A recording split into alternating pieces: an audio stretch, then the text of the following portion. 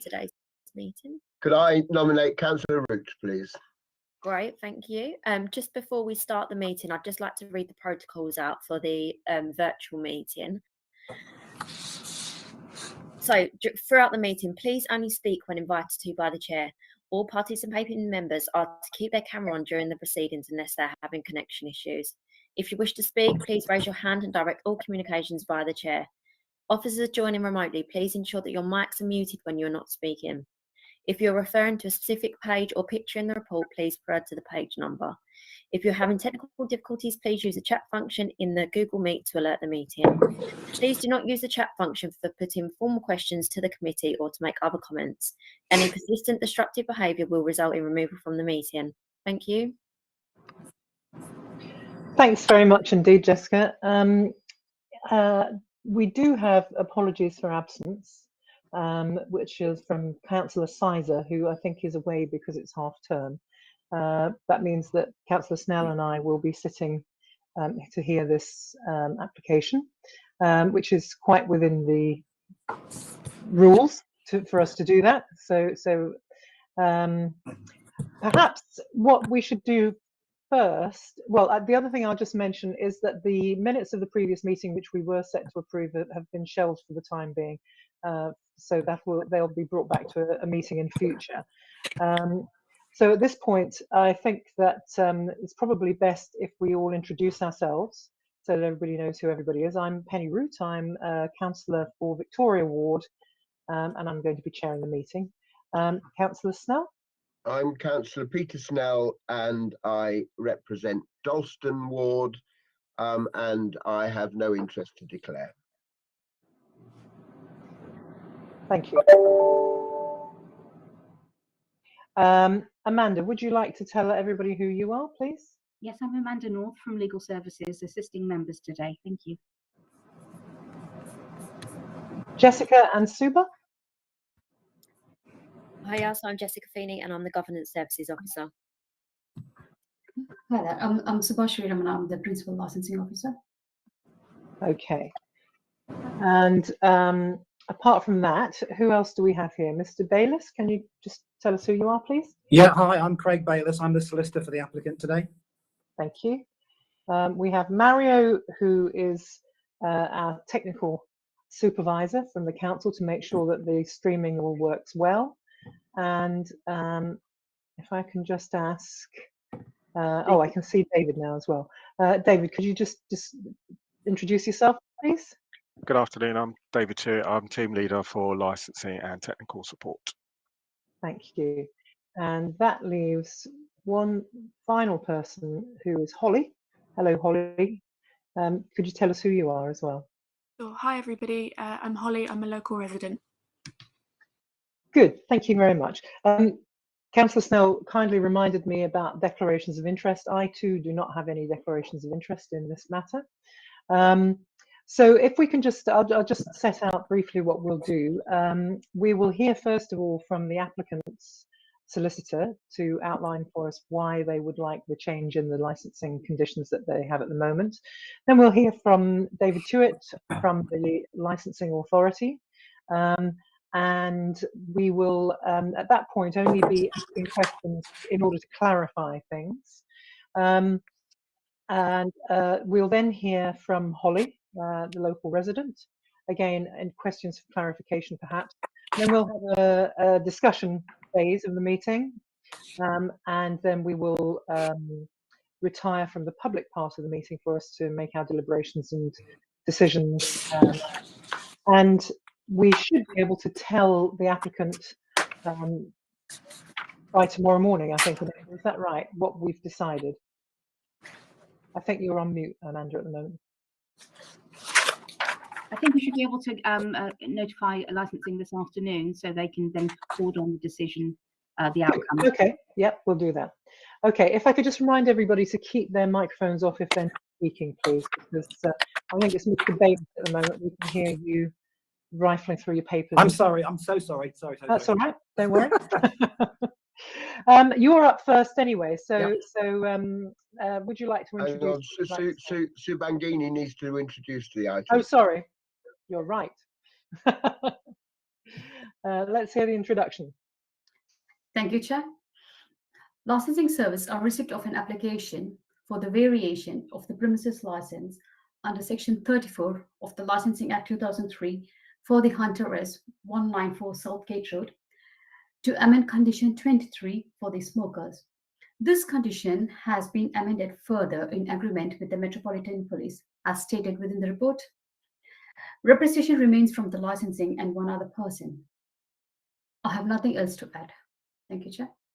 Thank you very much. So, Mr. Bayliss, if you'd like to explain to us, please, why you're bringing this application. Yeah, absolutely. I can tell you this application is my idea and my advice to the client, and I can deal with it very briefly.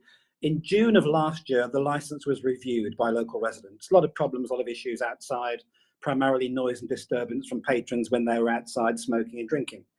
One of the conditions that was imposed by the committee, and which we welcomed at the time, was that the external tables and chairs shall be rendered unusable by 2200. The difficulty with that condition is that what that means effectively is that if people go outside to smoke after 2200 hours, they walk around the streets, they go everywhere, they go all in front of residents' premises, they smoke, they shout, they talk loudly in front of other residents' premises, and it's creating a noise and a disturbance. So my suggestion to the client was, well, let's keep the tables and chairs rendered unusable after 10 o'clock for people drinking, but let's make them available to smokers so we can keep them close to the pub and make sure they're not walking around the streets and causing noise and disturbance to everybody else. Explain that to the police when we put the application in. They were very happy with that, and you will see from page 1 of the agenda that they've just proposed a slight alteration to my original wording so that they can't take drinks outside with them. But effectively, that's the rationale. We're trying to help residents here, not make things worse for them. And our view is that if we can restrain smokers so that they stay at the tables and chairs outside, then they're not going to be walking around the streets and not causing disturbance for people elsewhere. And I'm quite surprised, to be honest, that we've got objections to this application when we're trying to make things better for people. Okay, thank you, Mr. Bayliss. Councillor Snell, have you got any questions? Well, some clarification, please. I've read all the evidence before us this afternoon, and I've also read the conditions on what's a fairly recent license from June last year. Yeah. And what is being claimed by the objector, the local resident who's objecting, is that actually you haven't complied with a number of the conditions on that new license. So first of all, there's condition 31, that you have a dedicated phone number and an email address for people to contact the licensee. Condition 32 specifies quarterly meetings with local residents to address their concerns, which obviously would have perhaps convinced them that what you're doing is to help them if those meetings had happened. And then it's also suggested that there is no dispersal policy. Now, have you written a dispersal policy, and has it been agreed with the licensing authority? I'm sorry, Councillor Snell, I can't help you with any of those complaints because my client's not here. I don't know what he's done in terms of that liaison or dispersal policy at all. I can only talk to the application that we're making today. I'm sorry. Okay, thank you, Mr. Bayliss. Although it does seem to me that in the light of the officer's report and the questions that Councillor Snell's made, I don't really see how we're going to be expected to just take on trust what you're saying, and I'm a bit concerned about it. Well, I think the difficulty I think is if the application is not granted, then we're back to the situation we have currently, where people are just walking the streets and smoking. We're just trying to make things better for people. That's all. Amanda. Yes. Firstly, Chair, you could ask the licensing officer whether or not they have received the dispersal policy. Maybe that may be able to assist you with that point. And if they have any issues about, what their views are about the conditions which haven't been complied with. But also, I was going to say, does the if you could check whether or not there's actually a designated area for smokers. I mean, I know these tables and chairs have to be rendered unusable, but wasn't there another or a separate area for smokers to go to when we last met? Well, you're right, and there is a designated area, and we can direct people there, but we can't force them to go there. This is the inherent problem with anything to do with outside. We don't have power, unlike the police, to force people to go to a particular place. This is why we're trying to make a space where they are more likely to gather and stop disturbing residents. Can I ask, just for my own clarification at this point, what does that designated space look like?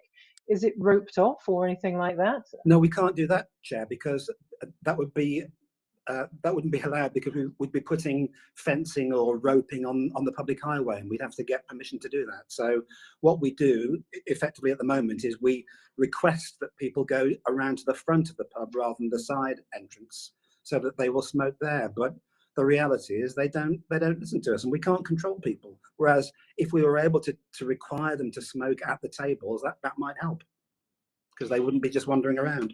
So just to be absolutely clear, what you're saying is that you do have a designated area, but you haven't found any way of making that clear to your clientele other than telling them to be at the front of the premise. Is that right? That's right, yes. Okay. Councillor Snell, did you have anything else to ask Mr. Bayliss before we move on? I mean, I raise it at this point because I'm expecting an experienced officer like David Tuitt to address all of those points in his presentation to us. So I think we just move straight on to him. Okay, good. Mr. Tuitt, what's your response to what Mr. Bayliss has had to say so far? Thank you, Chair. Thank you, Councillor Snell. So the representations in today's agenda at Appendix B, and you'll see that it's made on the grounds of prevention of public nuisance and goes into some detail. It's submitted by my colleague Channing, but I won't repeat all of it. So essentially our key request is that the subcommittee today retains condition 23 as attached to the licence on the 1st of June 2021. So this sort of condition isn't something that's unusual. So, you know, we'd often ask operators to render any outdoor furniture unusable at a certain time, 10 p.m, sometimes 11 p.m, and we don't feel that's something that's overburdensome for an operator to comply with, especially in a situation like this where it's in the past we've had some specific issues with it as well. But what we feel is a lot more simple. The furniture that's there at the moment is very heavy,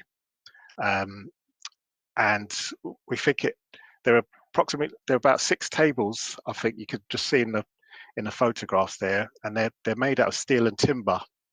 So they're very heavy, and we think it would take about 4 staff to lift one table on top of the other to render them unusable, and then that same number again to take them down, which is a task that obviously would have to be repeated every day. We just feel the licensee is unwilling to do something which is as simple as just change the furniture, maybe sell their existing furniture, replace it with furniture that folds, or is lighter timber construction that a single member of staff or maybe 2 members of staff could easily handle. You'll see from Channing's representation that we've already found evidence which alleges that the licensees failed to comply with this condition on at least 2 occasions. We note that some agreement is made with the police, but we don't see the point of this and feel this is quite unhelpful.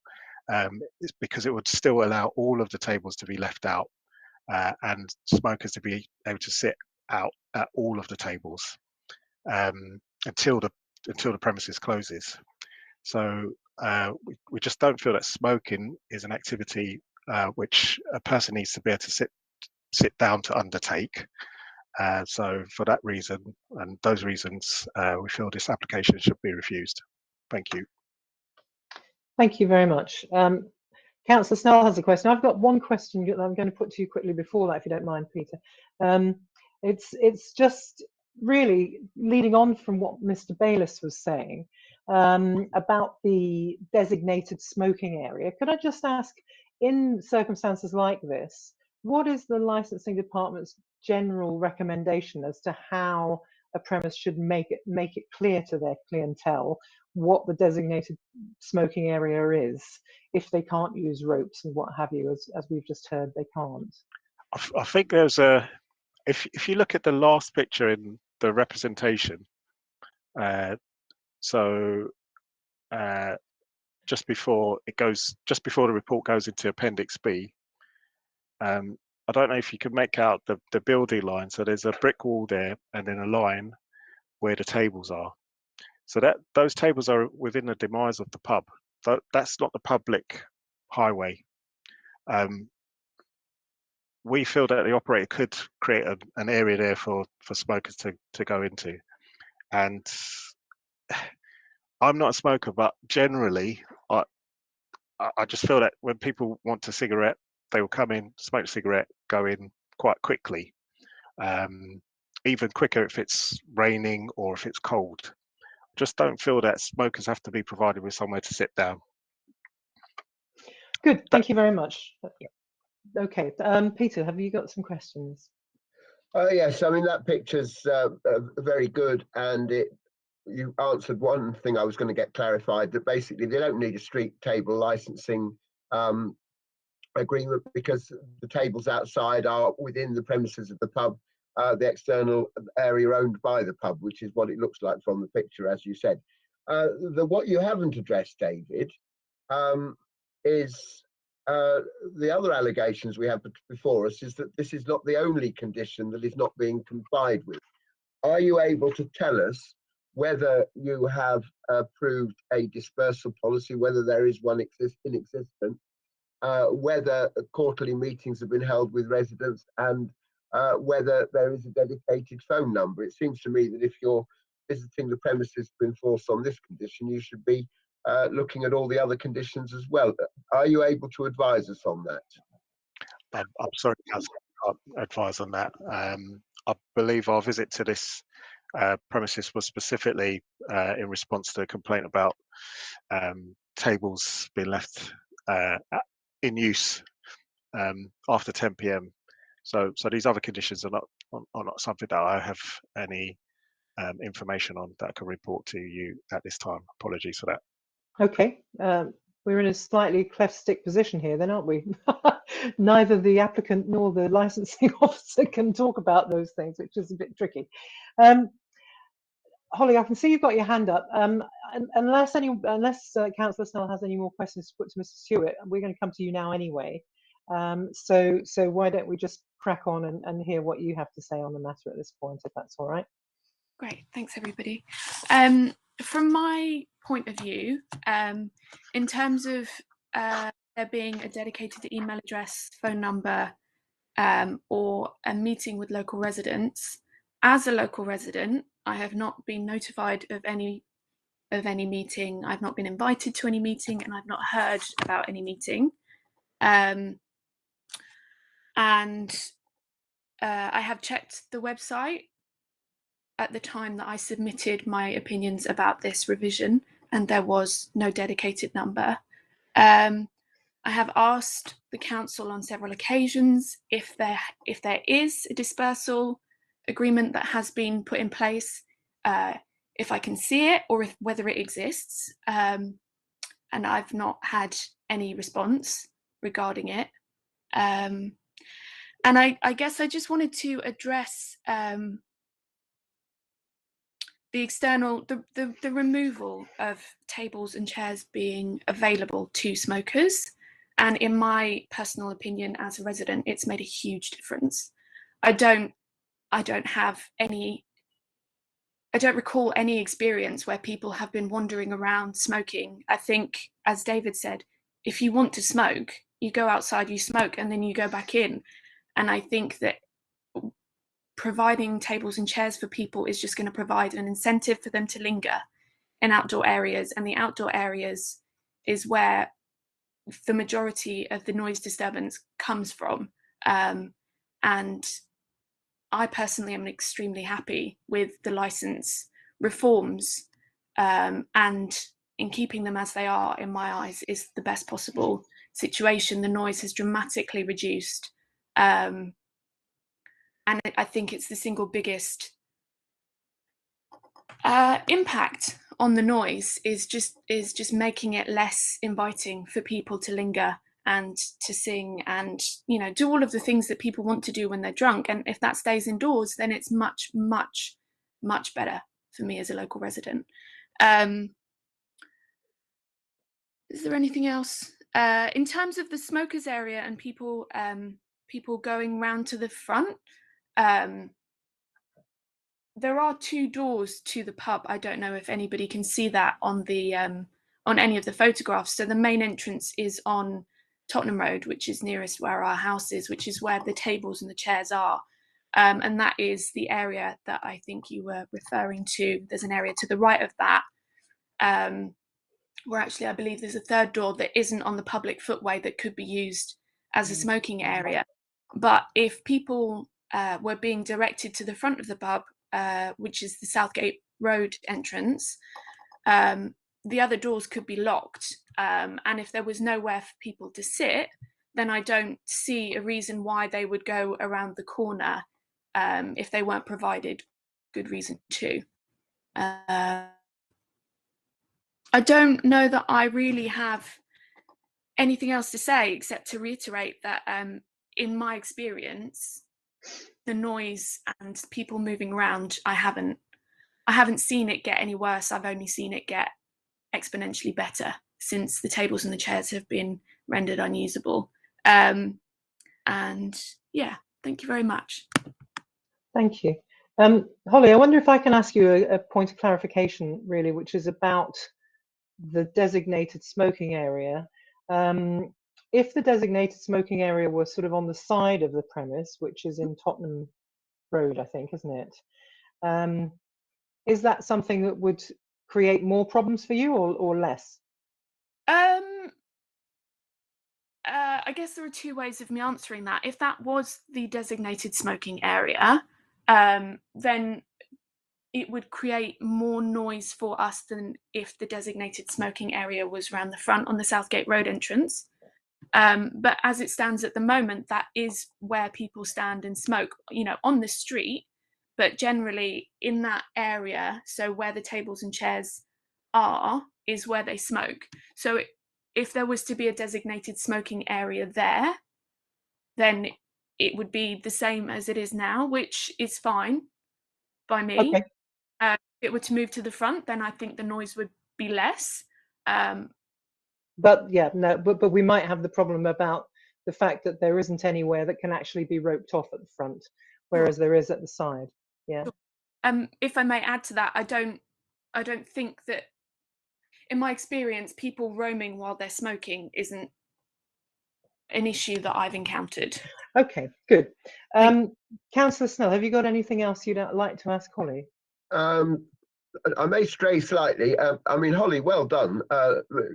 You've submitted a very good letter over. Everybody who objected set out the licensing grounds so clearly. So well done for doing that. And well done for them backing it up with what you've just said now. I just want to establish something. I mean, basically, obviously, these outside seating areas are used by regular punters up till 10 o'clock. And they will be making a bit of noise. Are you saying that you accept that's a fair part of running a pub, and you're not in any way objecting to that? It's just when it goes on into the night that you find it objectionable. That's exactly what I'm saying. Thank you. Thank you.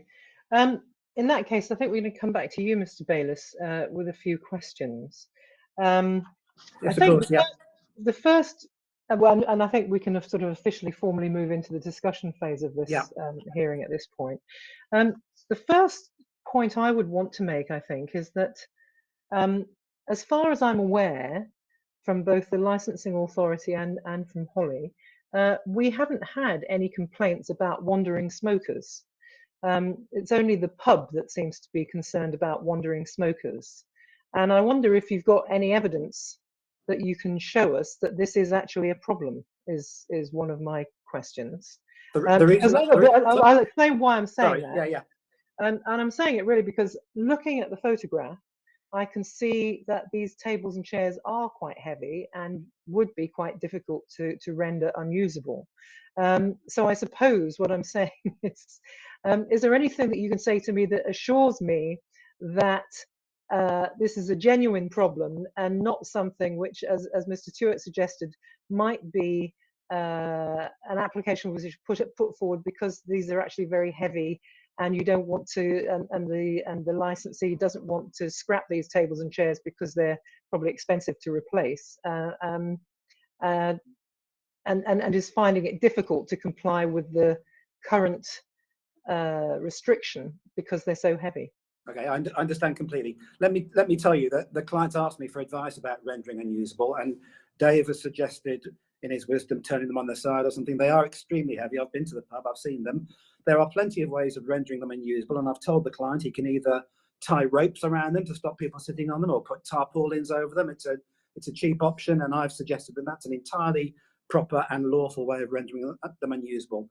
Let me tell you, from my client's perspective, he spent money instructing me to make this application for him. He doesn't really care whether it's granted or not. The reason we made the application is because he's had complaints from people on the other side of the road, not Holly, who was a prime mover in the review in the first place, which led to the imposition of this condition.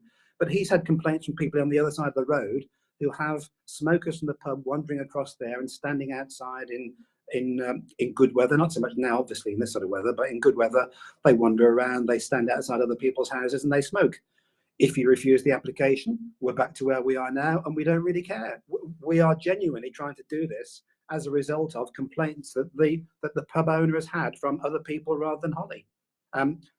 He genuinely feels that if smokers, and only smokers, are allowed to sit at the tables, it's a more attractive place for them to sit after 10 o'clock instead of wandering the streets and getting other complaints. But if you feel that's not appropriate, then refuse the application and we carry on as we are, getting complaints from other people rather than Holly.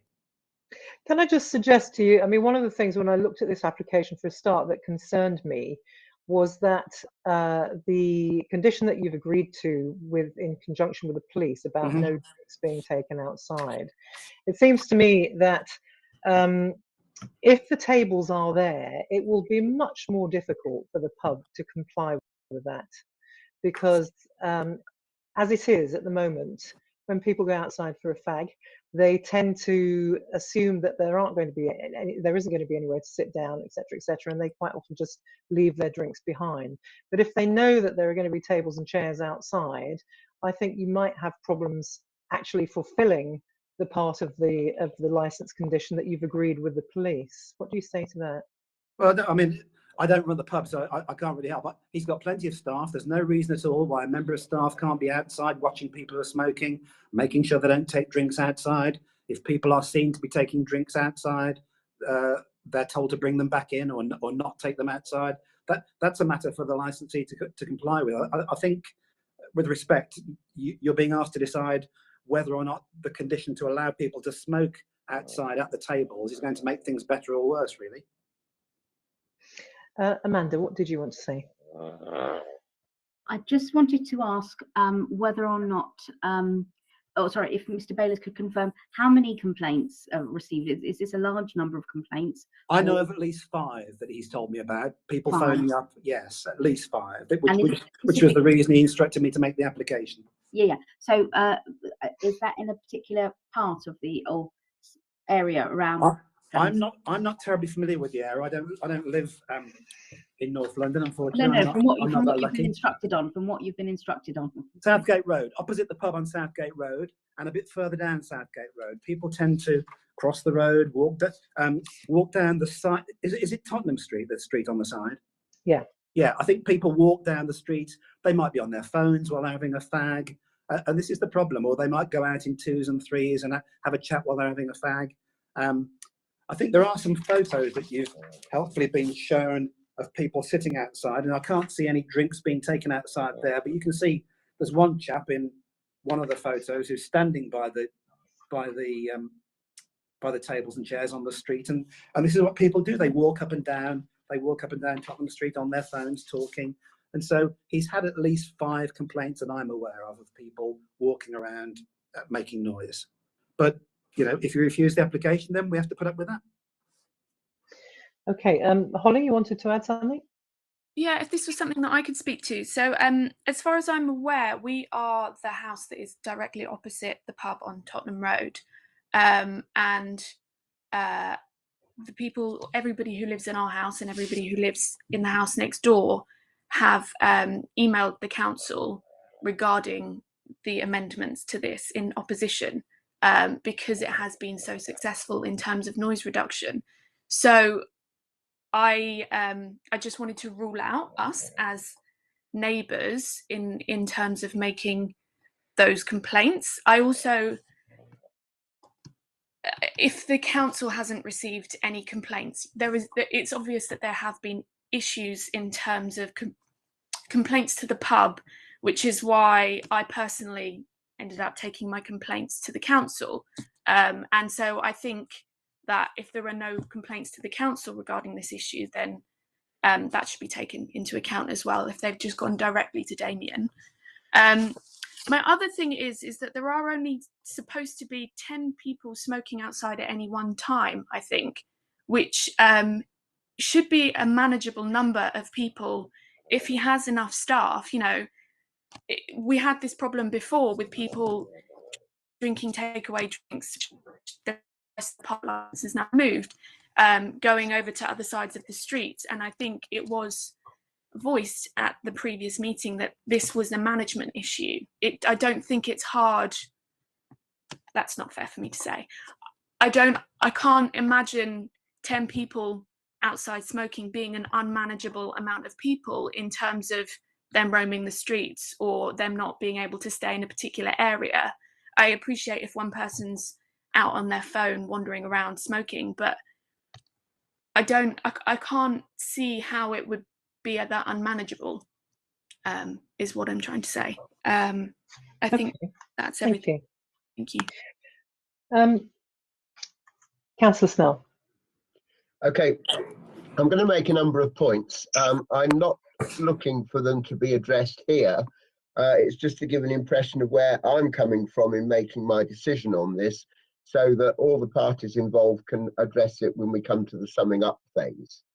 The first thing that concerns me is, although licensing is unable to confirm all the non-compliance issues that have been picked up by Holly, they've certainly made it clear that there is non-compliance in one area, and I'm deeply unhappy, particularly when other persons are saying it makes a real difference once the compliance is in place.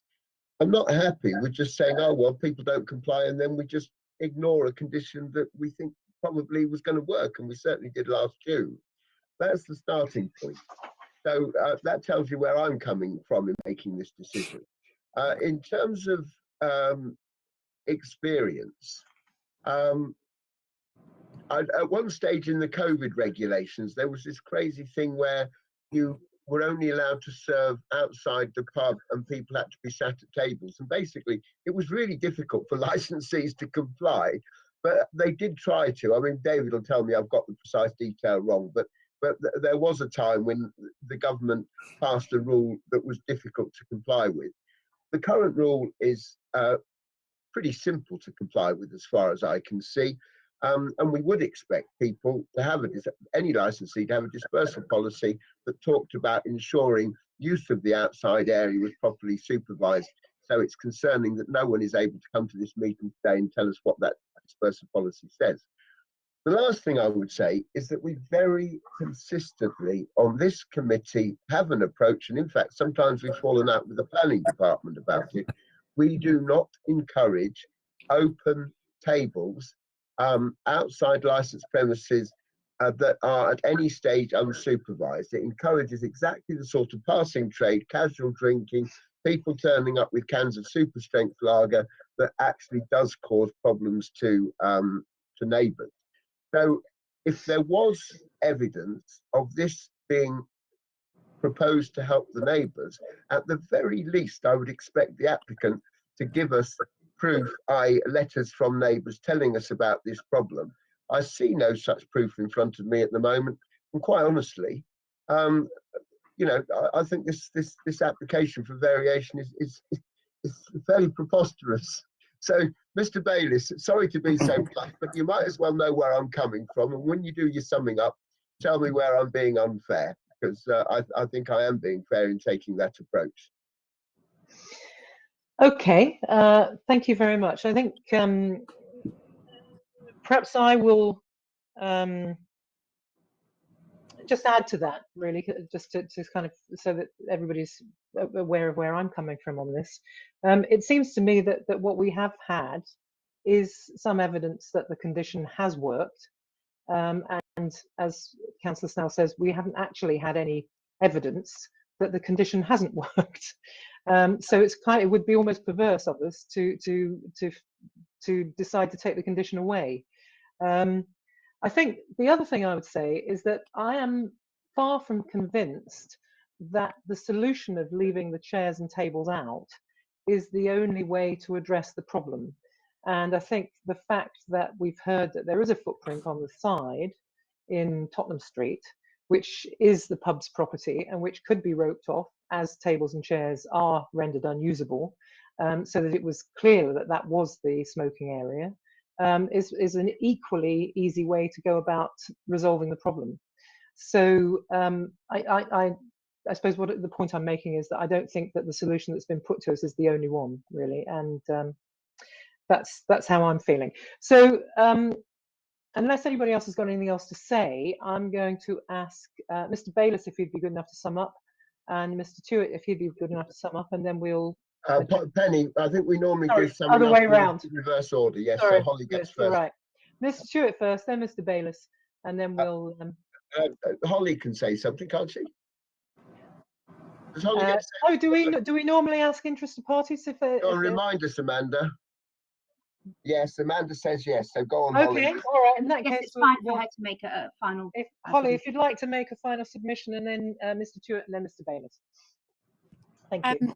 Hi, thanks. I don't really have that much more to say, to be honest. I think, in my opinion, the continuing of the updated licence staying as it is my most favourable outcome here, especially if the licence holder in the pub actually adhere to changes that were brought in last year, and that is enforced. And if there is a roped off smoking area, then that's fine. You know, I appreciate it's a pub. People want to smoke while they're drinking. It is what it is. That's fine. But perhaps the person who is supervising that might step in if anybody was making excessive noise, which I don't think would be an unreasonable thing to ask late at night. But other than that, yeah, I have nothing to add. Thank you. Thank you very much. Mr. Tuitt? I'll keep it very brief, Chair. I feel as if the condition as it stands is appropriate and proportionate for the promotion of the licensing objectives. I just don't feel, as I said in my opening submission, that smoking is an activity that requires people to sit down while they do it. In my experience, smokers wandering around with cigarettes is not something that I've experienced, especially when they can't take their drinks with them. I think it's most likely that person will come out, smoke the cigarette, then go back inside for the drink that they might already have, or to buy another drink or whatever. So on that basis, I think the application should be refused. Thank you. Thank you. And finally, Mr. Bayliss? Yeah, it's unfortunate my client can't make this hearing, because obviously he'd be able to give a lot more detail than I can. I'm just the licensing solicitor who does what he's told and gets paid for it, and I'm not complaining about that. What I can tell you is I have been to the pub. The reason that we started this in the first place was he asked me to go and have a look around. I have seen his complaints log, Peter, and I have seen 5 individual complaints from local residents phoning up and saying people are wandering the streets and from your pub and smoking outside my house. So that's how I know there have been individual complaints. I can tell you that. I don't know if anyone's actually written to the pub or sent emails, but I personally have seen 5 separate complaints have been logged in the incident log. We're in the really bizarre situation here of not really caring whether you grant it or not. The only reason we put the application in the first place was we thought it would help people. Clearly people don't think that, so refuse it if that's what you think. And we're back to a situation where we are likely to still get complaints from people over the road who are going to complain about the issue. I will, in terms of the other issues that have been raised or they're not germane to the hearing, I will remind my client about rendering the tables and chairs unusable, getting some tarpaulins to put over them because they were expensive. He doesn't want to replace them, and they are difficult, as David said, to move around and make and turn over, if you like. So tarpaulins would be the answer to that, or some sort of cover to render them unusable at 10 o'clock.